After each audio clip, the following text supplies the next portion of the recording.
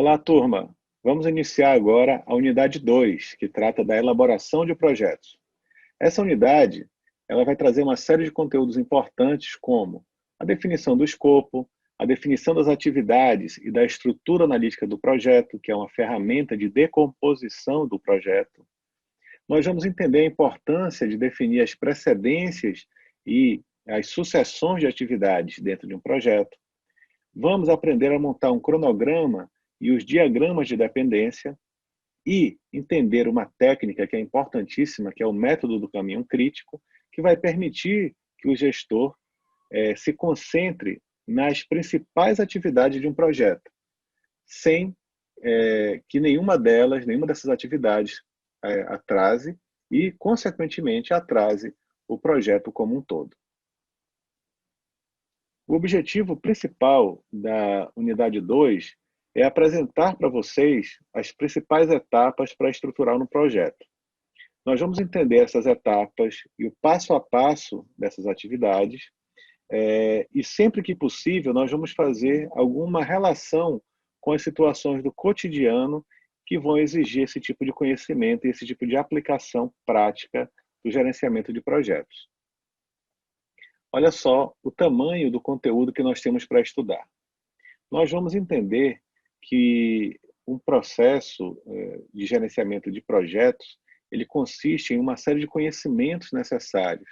E esses processos vão estar agrupados em diferentes categorias, que estão aqui nesse quadro de alguma forma sintetizadas. São alguns exemplos.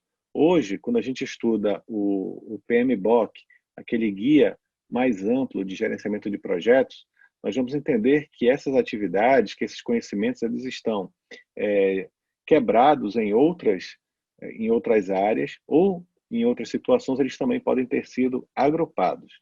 Lá no ambiente virtual, vocês têm um material complementar dentro da pasta que vai apresentar para vocês exatamente as novidades dessa sexta edição do PMBOK, trazendo exatamente todo o conteúdo que foi modificado, que foi atualizado dentro dessa publicação e que os gestores de projetos, os praticantes, os profissionais de gerenciamento de projetos em todo o mundo têm que se atualizar para poder falar a mesma língua.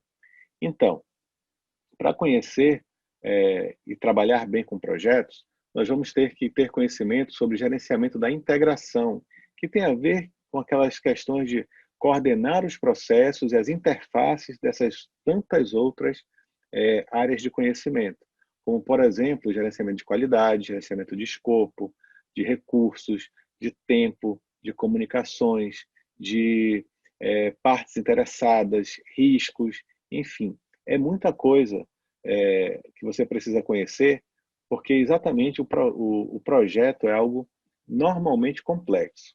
Obviamente que quanto maior, quanto mais pessoas, quanto mais variáveis um determinado projeto envolver, mais complexo ele será. Mas quanto mais você conhecer dessas áreas de conhecimento que a gente está trazendo aqui, mais fácil você ter ferramentas, habilidades, atitudes e técnicas para poder gerenciar projetos de qualquer porte. E na sua prática profissional, na administração pública, você vai entender que todo esse leque de conhecimento e de ferramentas que você vai aprender nem sempre vão ser ativadas ao mesmo tempo.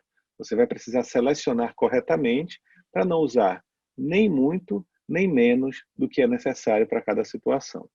Tá?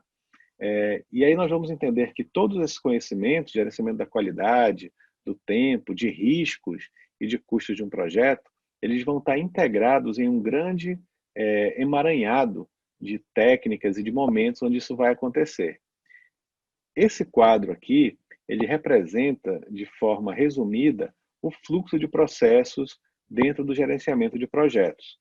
Vocês vão ver, vão perceber que nós temos ali diversos agrupamentos, por assim dizer. Nós temos os processos de iniciação, que envolvem, por exemplo, desenvolver um documento que vocês vão estudar nessa unidade 2, que é o termo de abertura do projeto. Nessa etapa, né, do processo de iniciação, primeiro conjunto de ações de um projeto, você vai também precisar identificar as partes interessadas, que é um outro conceito importantíssimo, porque diz respeito a todos aqueles, todas as pessoas ou organizações que são afetadas ou que afetam o desempenho de determinado projeto. Muito bem. Esse processo de iniciação, ele vai ser sucedido, né, imediatamente por outros processos. O processo de planejamento, o processo de execução, os processos de monitoramento e controle e também os processos de encerramento. É importante que vocês entendam que esses agrupamentos de processos, eles não acontecem necessariamente de forma sequencial. O que eu quero dizer com isso? Não tem que esperar o processo de planejamento acontecer para que o de execução possa se iniciar. Na verdade, vocês vão ver alguns gráficos ao longo da unidade que vão representar que esses processos eles são muitas vezes sobrepostos, porque você precisa planejar a execução, precisa planejar, inclusive, o encerramento do seu projeto. Então, todas essas etapas, todas essas atividades relacionadas a cada conjunto de processos, elas vão acontecer em uma ou outra etapa, mas às vezes de forma paralela, às vezes de forma sequencial. Essa unidade vai apresentar uma série de técnicas que vocês vão utilizar nesses conjuntos de processos. Tá? Uma delas, uma bastante crítica, é exatamente essa, chamada de criar a EAP. Criar a EAP significa criar a estrutura analítica do projeto, que é você entender tudo o que precisa ser feito e conseguir descrever isso em algum tipo de diagrama ou em algum tipo de forma que você percebe a conexão entre essas diversas partes. Isso vai te ajudar, por exemplo, a delegar atividades. Isso pode te ajudar a montar um cronograma. Melhor do que isso, a entender quanto vai custar cada parte do projeto para que você possa montar, por exemplo, um orçamento e estimar os custos desse projeto. Não é? E a partir dessa ferramenta importantíssima que é a EAP, você vai conseguir fazer tantas outras coisas, como, por exemplo, sequenciar as atividades de um projeto, né? Vai conseguir dizer quais são as atividades necessárias para cada elemento da EAP e assim montar um diagrama de sequência de atividades. E isso é muito importante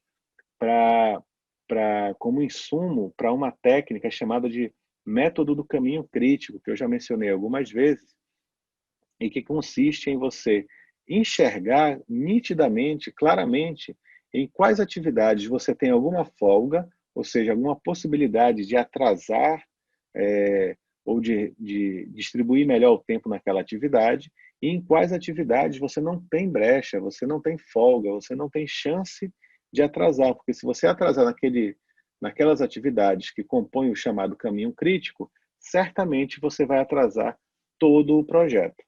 Então, é importante que você entenda esse método do caminho crítico que vai estar apresentado tanto nos slides aqui da nossa unidade e também em alguns vídeos que nós disponibilizamos lá no nosso ambiente virtual de ensino e aprendizagem.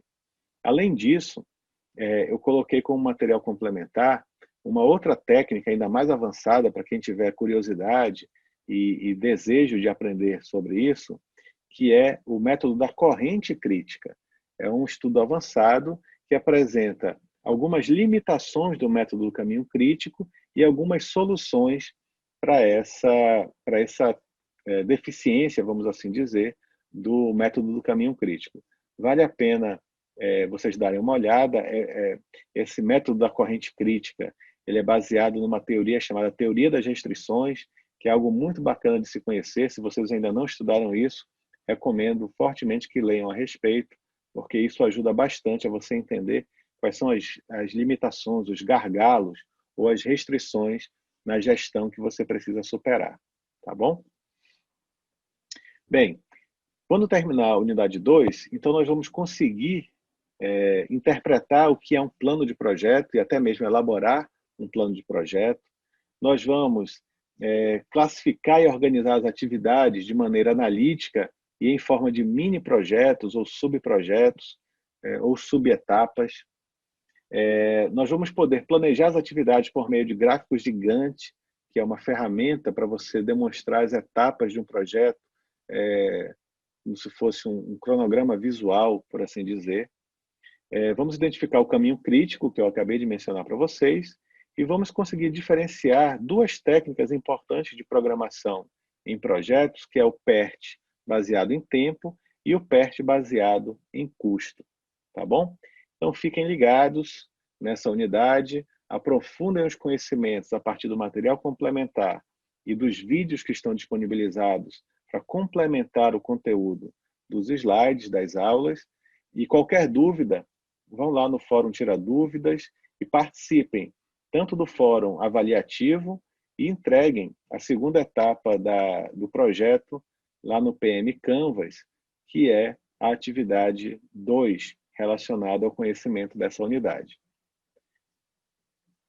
Bem, o que eu tenho a dizer para vocês é muito sucesso, foco nos estudos e bons projetos daqui para frente. Até a próxima aula.